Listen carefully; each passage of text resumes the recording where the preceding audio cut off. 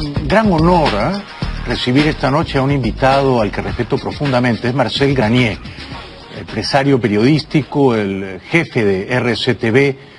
Chávez le quitó el canal hace exactamente 10 años. Marcel, es un gran honor recibirte en el programa. Buenas noches. Muchas gracias, Jaime. Yo me siento muy honrado de estar en tu programa. Gracias por venir. ¿Cómo interpretas estos 2 últimos meses? Tú estás viviendo allá, además, en Caracas. ¿Tú sientes que la dictadura está cada vez más cerca de caer o es una lectura desmesuradamente optimista? Yo siento que está más cerca de caer, porque ya se produjo el relevo que hacía falta en la política venezolana. Cada 50 años más o menos Venezuela experimenta una gran crisis y el paso de una etapa a la siguiente siempre es muy traumático. Este ha resultado el más traumático tal vez de los 5 procesos de esos que hemos vivido, pero ya salió a la calle la generación de relevo. ¿Es muy improbable que la dictadura de Maduro siga en pie a fin de este año? Mira, todo depende, porque en Venezuela están ocurriendo 2 fenómenos muy curiosos. Uno, tenemos una banda de narcotraficantes que se ha apoderado del Estado venezolano y de la mayoría de sus instituciones y que está dando una guerra a muerte para preservar ese botín que tiene. ¿Maduro es parte de esa banda? Claro, sí. Claro. O sea, él también ha sido cómplice de delitos de narcotráfico. No, yo no lo subestimaría. Tan no lo subestimo que, mira, yo veo que el Chapo Guzmán está preso y que Pablo Escobar está muerto. Maduro es presidente del país. Pero por otro lado está ocurriendo algo también muy siniestro, que es que una cantidad de potencias extranjeras están utilizando a Venezuela como campo de experimento para su juego de poder. Por ejemplo, Rusia tenía una industria petrolera en franca decadencia. Al desmantelar la industria petrolera venezolana, a Rusia se le abrió un mercado de 6 millones de barriles de petróleo diarios. Eso es mucha plata. Le sirve también a los sirios de campo de experimento y de hecho tienen agentes en Venezuela importantes. El vicepresidente de la República, por ejemplo. Sí. También están en ese juego. Los movimientos extremistas musulmanes también están en ese juego. Y yo creo que el juego es usar a Venezuela como arma de negociación con los Estados Unidos. Con lo cual, si te leo bien entre líneas, no será tan fácil entonces que caiga Maduro por la ferocidad de esa banda de narcotraficantes y por sus aliados internacionales. Así es. ¿Qué tiene que terminar de pasar para derribar que la gente siga en la calle y que no caiga en la provocación? Yo veía las imágenes que tú presentabas, que son espantosas y uno lo ve y son indignantes y uno comprende que a la gente le dé mucha rabia y lo que le provoque sea matar al adversario tan cruel, tan perverso, tan siniestro. Pero no debemos caer en esa provocación. ¿Por qué? Porque el día que eso se convierte en una guerra civil, ellos tienen mucho más armas y mucho más recursos, mucho más. O sea, piensa que Maduro dijo que iba a armar 500.000 milicianos. No van a ser 500.000, pero sí recordemos que Chávez compró 140.000 fusiles Kalashnikov y 5.000 rifles de alta precisión que están en manos de todos esos psicópatas. Por eso es que tú ves tanta violencia en la calle, pero solamente hay 1 o 2 muertos diarios, de manera que no hay escándalo internacional. Pero eso sí va psicológicamente debilitando a la gente. ¿Hay algo más que debería hacer la oposición que no está haciendo? Seguir en la calle, seguir firme, seguir luchando. Pero con un mensaje pacífico, no violento. De acuerdo. O sea, en tu opinión, ni siquiera arrojar piedras. Nada. Ni devolver las bombas lacrimógenas. Nada. Solo defenderse. Solo hacer presencia en la calle. Y pensar en el futuro. Venezuela tiene un gran porvenir por delante. Que en este momento tienen a la gente mareada, obnubilada, distraída. Fíjate, tú presentabas, y resulta patético verlo, a Maduro hablando de un desinfectante de posetas y de unos pañales, cuando la responsabilidad principal de un presidente es garantizar la seguridad de sus ciudadanos. Bueno, Venezuela tiene en este momento la terrible circunstancia de que 4 de las 10 ciudades más violentas del mundo están en Venezuela. 4 de las 10 más violentas. Sí. Y Caracas es una de ellas. Caracas es la primera. Caracas es la ciudad más violenta del mundo. Qué locura. Un muerto cada 20 minutos. Sí, claro, la tasa de homicidios es brutal. Entonces, de esos muertos, fíjate, en estos 2 meses, como decía alguien hoy, uno está muerto por salir a luchar contra la dictadura, pero los otros 79 están muertos por no haber salido a luchar contra la dictadura, porque han permitido esas tasas de criminalidad. Yo siempre digo que hay 2 factores que podrían, digamos, darle la estocada final a Maduro, ¿no? Uno es el ejército. El ejército todavía no ha salido a reprimir. Salió la guardia, salió la policía, no el ejército, ¿no? Sí. Y no sabemos cuánto realmente controla Padrino al ejército. No sabemos. No sabemos. Y otro es Trump. Lo primero, ¿tú crees que es probable, que es creíble un escenario en el cual el ejército diga, hasta aquí llegó Maduro, vamos a un gobierno de transición encabezado por Julio Borges, que convoque a unas elecciones en 3 meses, o el ejército no se va a querer comprar el problema? Bueno, el ejército va a tener que comprarse el problema en un momento, a menos que todo el ejército, cosa que luce muy poco probable, esté de acuerdo en que unas bandas de narcotraficantes se apoderen del país. Eso, tu pregunta me hace recordar una frase muy famosa del presidente Luis Herrera Campins, que era muy pintoresco y muy amigo de hacer figuras como esta. Un día le preguntaron si el ejército le era leal, y él, porque había mucho ruido de conspiración, y él contestó, el ejército es leal hasta que deja de serlo. Es una gran frase. O es leal hasta que deja de cobrar. Porque a mí me dice gente cercana a Trump que el día que Maduro no pueda pagar a las tropas que ahora reprimen, no solo al ejército, pero también a la guardia, a la policía, ¿no? Ya no van a salir a reprimir. Pero mira, con los recursos que tiene Venezuela, siempre va a tener cómo pagar, siempre. O sea, Venezuela tiene una riqueza natural que ningún país del mundo tiene. O sea, que no se va a quedar sin caja para pagar a los represores. Fíjate que en el peor de los casos hace como hizo la semana pasada, que vende 3.000 millones de dólares de bonos, los vende por 800 millones. Goldman Sachs ha comprado bonos por 2.000 y pico de millones, ¿no? Por 2.800 millones y le costaron 800 millones. 800 millones. El otro factor es Trump. Si Trump realmente quiere comprarse el problema, lo resuelve en unos pocos días. La pregunta es, ¿querrá intervenir, Marcel? Mira, yo creo que tiene problemas mucho más graves. Yo creo que los venezolanos, los latinoamericanos vemos el problema de Venezuela como muy grave, y para los Estados Unidos indudablemente lo es, porque todavía Venezuela sigue siendo un proveedor importante de petróleo, y lo que Venezuela más exporta ahorita es droga, y la droga le hace mucho daño a los Estados Unidos. Pero mira, cuando uno piensa en los problemas del Medio Oriente, la relación con China, la relación con Rusia, ahora tiene problemas en su relación con Europa, el mismo problema interno de los Estados Unidos. O sea, Trump llega a la presidencia porque hay un voto de protesta gigantesco en los Estados Unidos. O sea, que ves improbable que Trump quiera meterse mucho. Improbable e inconveniente. ¿Por qué inconveniente? ¿En tu opinión sería inconveniente o digamos, no deseable que Trump, por ejemplo, yo sé que es una hipótesis extrema, mandar a capturar a los 3 principales narcotraficantes de esa banda que gobierna Venezuela en una operación relámpago? ¿Eso no es conveniente? Mira, en que en el fondo esos 3 principales narcotraficantes van a ser sustituidos por otros. Los carteles de la droga tienen una capacidad de producir reemplazos impresionantes. Tienes toda la razón. Entonces no, eso no... No resuelve el problema orgánico. El problema de Venezuela lo resolvemos los venezolanos, saliendo a la calle, ejerciendo nuestros derechos, nuestra protesta, y después construyendo un país. ¿A qué líder opositor admiras más? Mira, admiro muchísimo a María Corina Machado, por lo coherente que ha sido, lo batalladora. Celebro que la mencionaras en primer lugar. Sí. Admiro mucho a Julio Borges, ha sido capaz, en medio de tanta dificultad, de crear un partido nuevo. Es la primera vez en Venezuela que tenemos un partido que no es de estructura leninista, en un partido moderno. ¿No te parece que una transición a la democracia tendría que ser presidida por Borges? Yo creo que sí, porque él es el presidente de la Asamblea Nacional. Es lo lógico, que él como presidente de la Asamblea Nacional la presida. Va a tener un trabajo terrible, porque en Venezuela, es verdad, lo que más queremos es una elección libre, pero para que pueda haber una elección libre tenemos que restablecer la seguridad de los ciudadanos, el orden interno.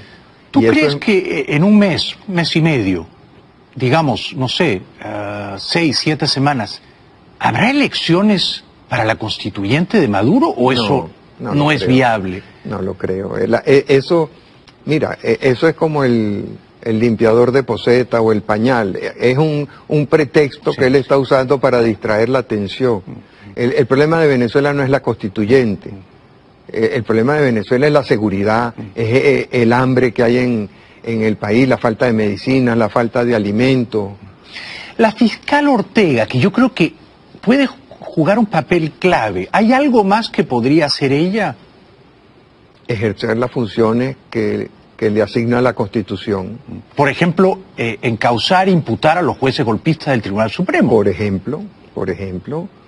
¿Podría o a los responsables de los 69 asesinatos que han ocurrido. Exacto. O sea, ¿podría la fiscal, en un acto, claro, improbable, pero que está dentro de sus competencias, enjuiciar al propio Maduro? Yo sí creo. Yo personalmente sí lo creo. La cantidad de delitos que se han cometido en Venezuela, el saqueo de la hacienda pública. O sea, hasta miembros del gabinete de Chávez han denunciado que se robaron más de 300.000 millones de dólares.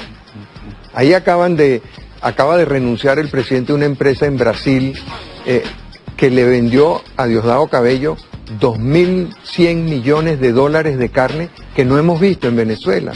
2.100 millones de dólares. Robados. Bueno, nadie sabe dónde están. Sí, increíble. Ahí está el caso de Odebrecht. Odebrecht tiene más de 30.000 millones de dólares en contratos en Venezuela. Solamente terminaron un puente. 30.000 millones de dólares. Sí. Bueno, eso es lo que conocemos. Sí. Tenemos que ir un momentito a la publicidad. Luego te voy a preguntar qué sentimientos te embargan a 10 años del robo, de la confiscación de tu canal RCTV. Regresamos en 2 minutos, no nos dejen solos con el gran Marcel Granier. Ojalá hubieran más empresarios periodísticos como él en Venezuela. Ya volvemos. Pues es un gran honor recibir esta noche a Marcel Granier. Hace 10 años, ¿no? A mediados de 2017, Chávez, el dictador Chávez, el extinto dictador, ya era un dictador, sí, con algún apoyo popular, ¿no? Pero era un dictador, desde siempre lo fue, no nos engañemos. Chávez te quitó tu canal. En aquel momento fue un zarpazo autoritario que no se podía creer, ¿no, sí, Marcel? Pero creo que bien pensado, porque él ahí transmitió 3 mensajes de mucho impacto. ¿Cuáles fueron? Primero, el 28 de diciembre, cuando él anuncia que va a cerrar Radio Caracas Televisión, lo hace delante de un grupo de militares a los que les está diciendo de una manera indirecta, no se preocupen más. Se acabaron las denuncias de narcotráfico contra los militares, se acabaron las denuncias de violación de derechos humanos, porque voy a cerrar Radio Caracas, y ese es el premio que les doy a ustedes. Y por eso tú ves a todos aquellos aplaudiendo ahí, sin pensar lo que están haciendo. Lo segundo es que al acabar él con la libertad de expresión, mató a la democracia, porque la democracia es libertad de expresión, es pluralismo, es debate. ¿Y el tercero? El tercero... Quizá a los otros medios, ¿no? Claro, cayó a los otros medios, claro, ¿no? Porque ahí se autocensuró todo el mundo. Claro. Y hay otro, con eso yo creo que él termina de matar a los partidos políticos.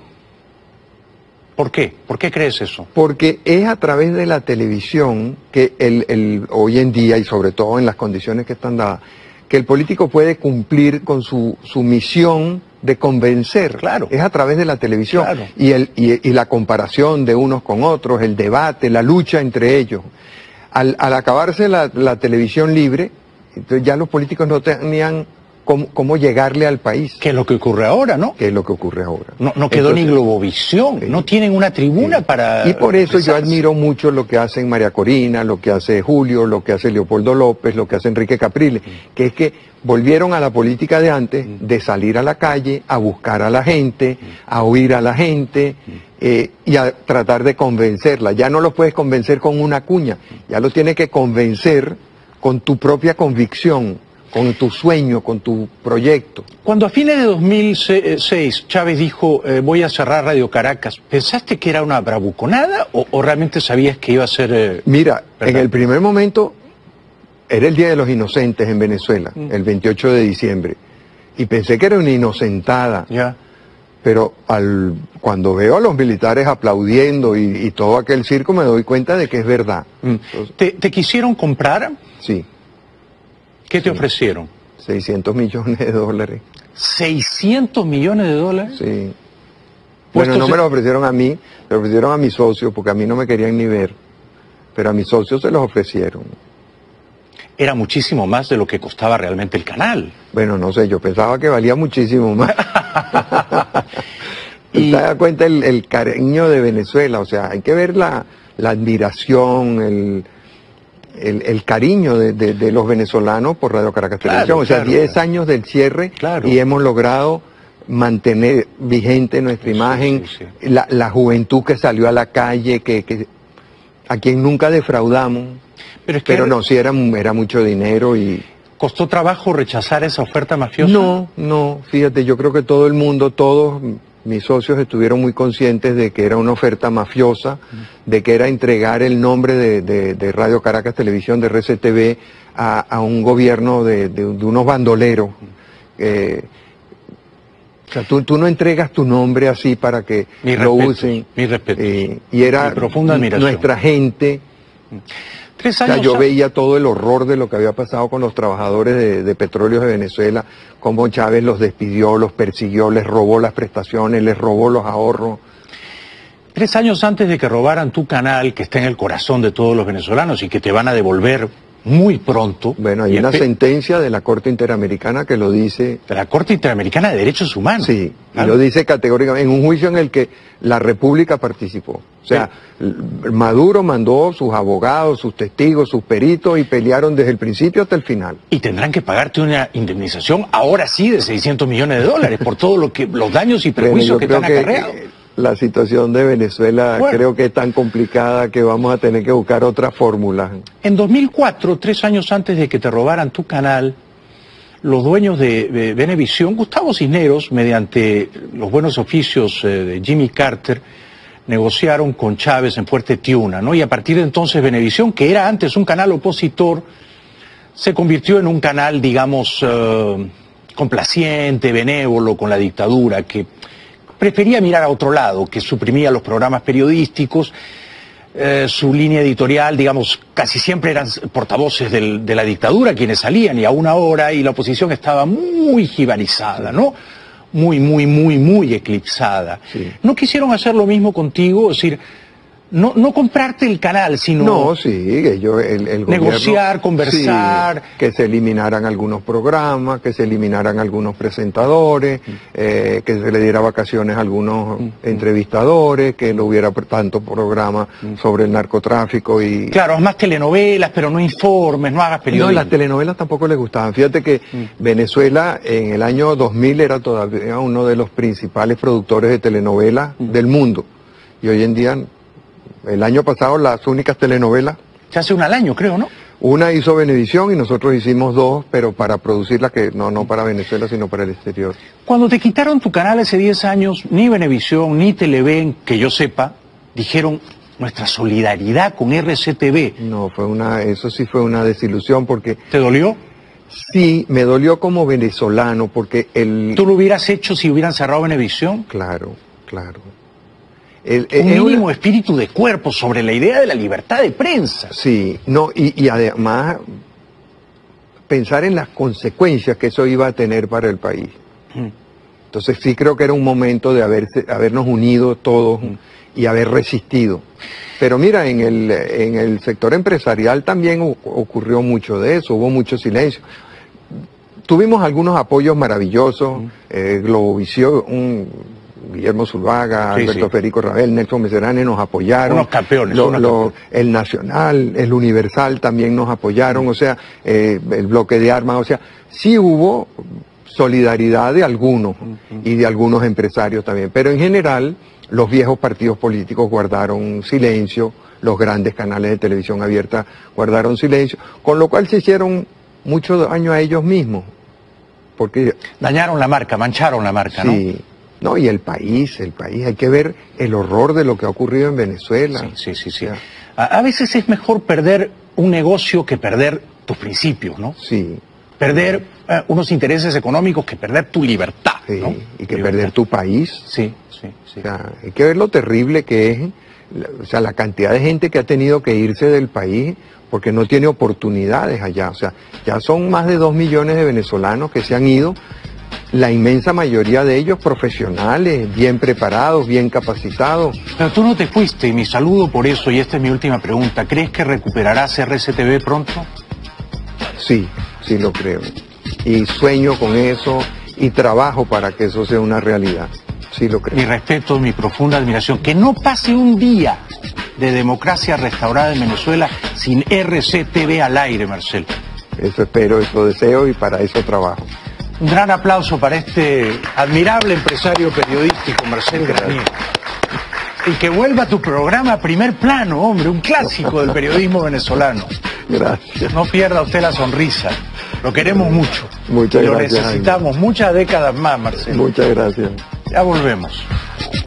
Arma de negociación con los Estados Unidos. Con lo cual, si te leo bien entre líneas, no será tan fácil entonces que caiga Maduro por la ferocidad de esa banda de narcotraficantes Sí. y por sus aliados internacionales. Así es. ¿Qué tiene que terminar de pasar para derribar Que ese la dictador? gente siga en la calle y que no caiga en la provocación.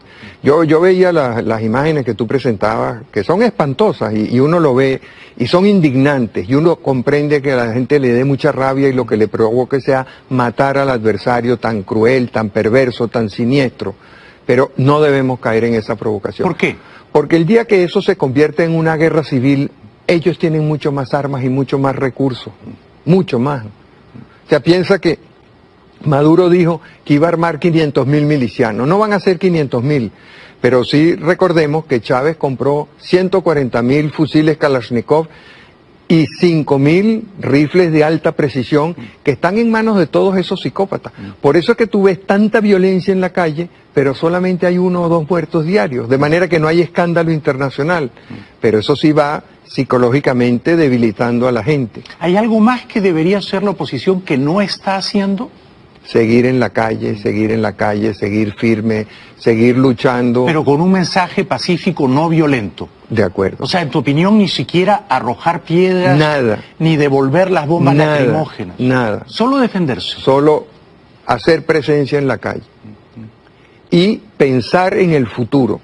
Venezuela tiene un gran porvenir por delante, que en este momento tienen a la gente mareada, obnubilada, distraída.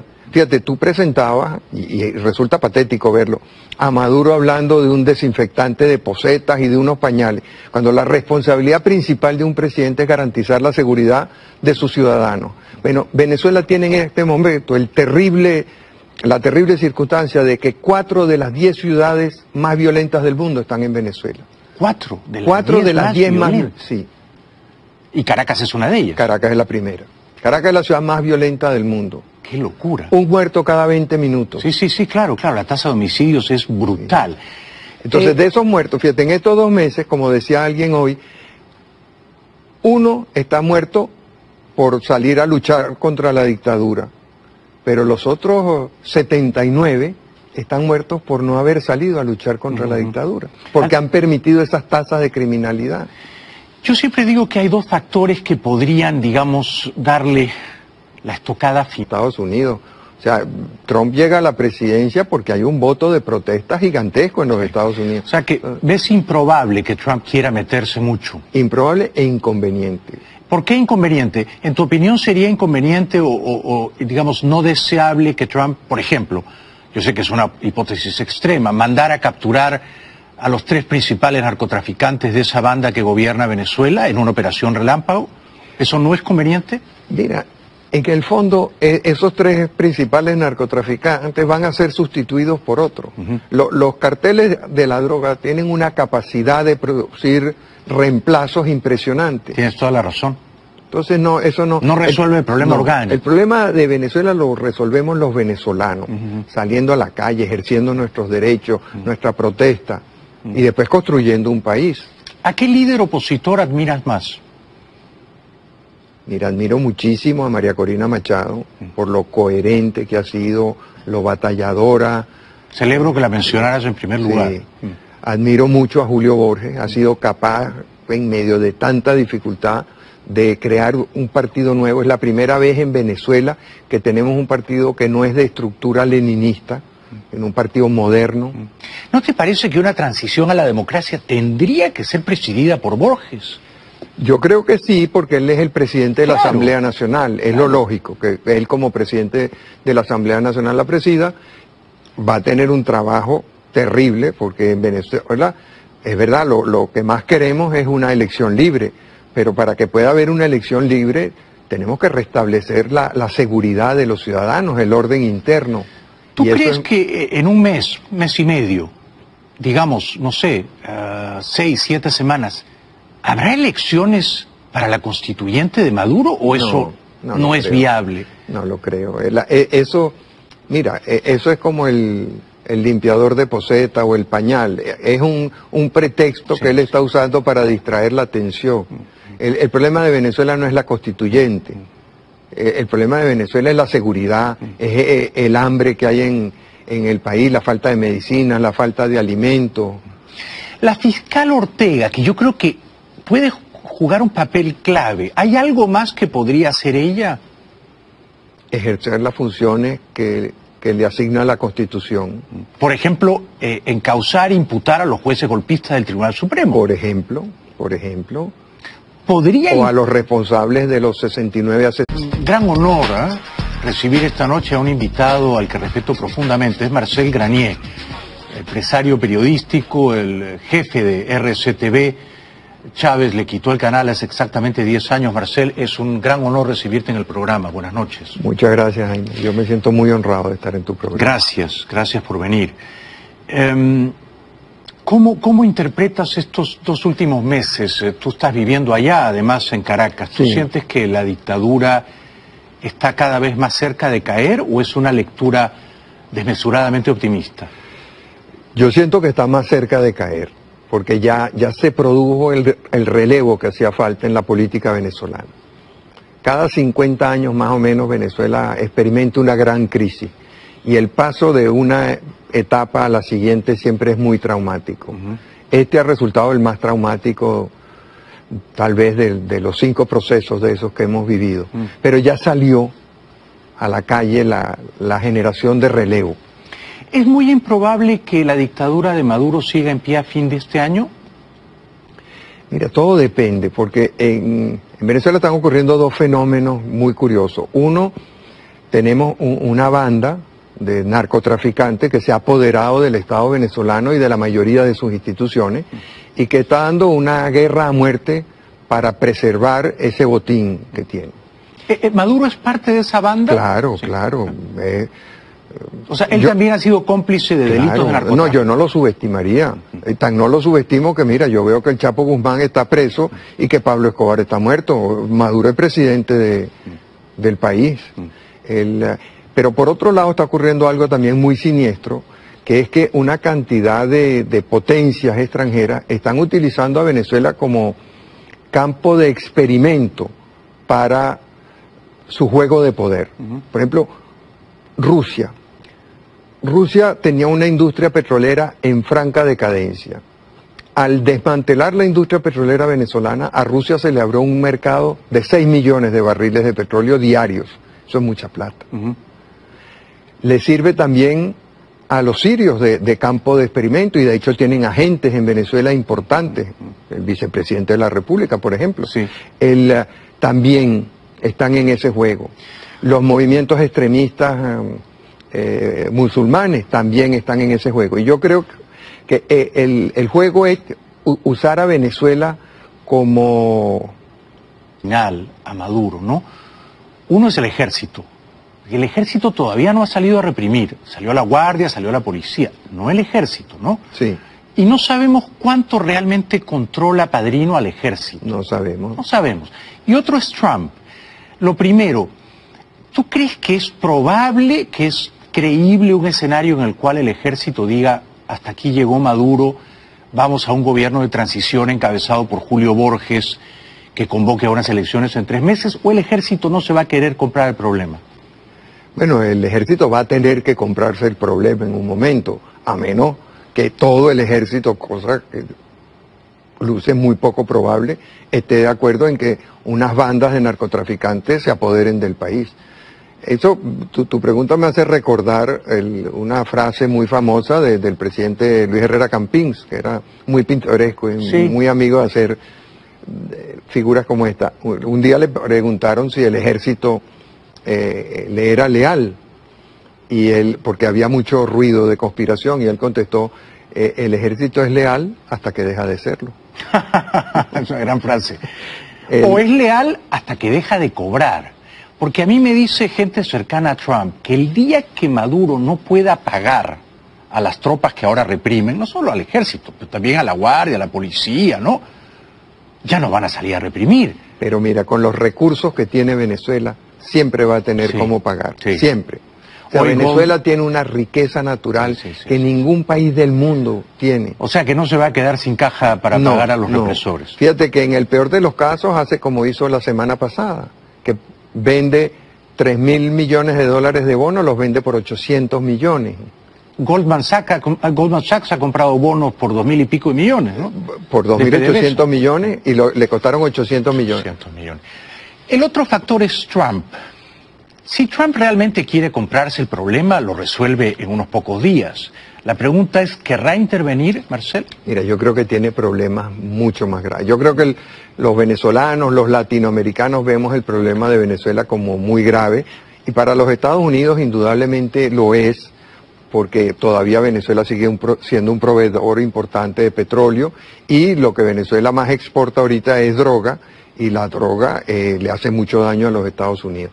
Pero mira, cuando uno piensa en los problemas del Medio Oriente, la relación con China, la relación con Rusia, ahora tiene problemas en su relación con Europa, el mismo problema interno de los asesinatos que han ocurrido. Exacto. O sea, ¿podría la fiscal, en un acto, claro, improbable, pero que está dentro de sus competencias, enjuiciar al propio Maduro? Yo sí creo. Yo personalmente sí lo creo. La cantidad de delitos que se han cometido en Venezuela, el saqueo de la hacienda pública. O sea, hasta miembros del gabinete de Chávez han denunciado que se robaron más de 300.000 millones de dólares. Ahí acaba de renunciar el presidente de una empresa en Brasil que le vendió a Diosdado Cabello 2.100 millones de dólares de carne que no hemos visto en Venezuela. 2.100 millones de dólares. Robados. Bueno, En nadie una sabe operación dónde fantástica. están. Sí, increíble. Ahí está el caso de Odebrecht. Odebrecht tiene más de 30.000 millones de dólares en contratos en Venezuela, solamente terminaron un puente. 30.000 millones de dólares. Sí. ¿has dicho? Bueno, eso es lo que conocemos. sí. Tenemos que ir un momentito a la publicidad. Luego te voy a preguntar qué sentimientos te embargan a 10 años del robo, de la confiscación de tu canal RCTV. Regresamos en 2 minutos, no nos dejen solos con el gran Marcel Granier. Ojalá hubieran más empresarios periodísticos como él en Venezuela. Ya volvemos.